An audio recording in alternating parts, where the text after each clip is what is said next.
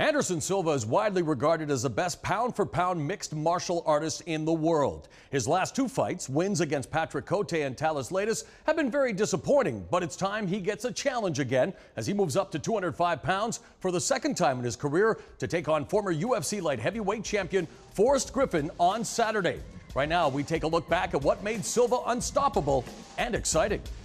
Anderson Silva's strengths are many. He holds black belts in judo, taekwondo, and Brazilian jiu-jitsu. But his biggest strength in the cage is finding his opponent's weaknesses and exploiting them by hitting hard. Silva first moved up to the light heavyweight division in July 2008 against James Irvin. After checking out some tape, Irvin's biggest hole is glaring. Every time he attempts a leg kick, he drops his hands, leaving his face open. Here, Irvin and Silva circle each other.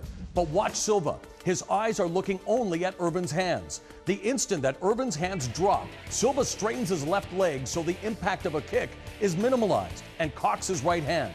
Irvin connects with the kick, but Silva grabs Irvin's foot with his left hand, unloads with a right to Irvin's unprotected chin while he's off balance, knocking him out soon after. Silva took on Dan Henderson in UFC 82 to unify the UFC and Pride championships. Although Henderson is a world-class wrestler, he prefers to strike. His striking is actually his weakness, as he tends to not look at his target. Again and again, Henderson drops his head and swings wildly. Silva exploited this here when Henderson hits Silva weakly with an overhand right and left hook.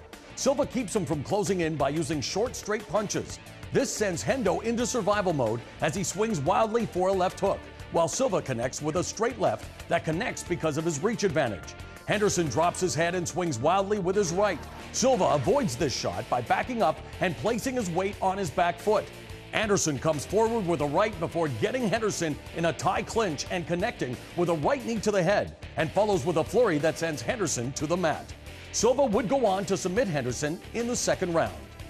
Anderson Silva's ability to expose his opponents made him the top fighter in the world. Since then, he's appeared to be bored in the octagon. Silva will have a tough time exposing Forrest Griffin's holes. He has a big size advantage. Getting inside on Griffin and figuring out Griffin's timing early would serve Silva well. Finishing Griffin could return Silva to the place he held as the world's most exciting fighter.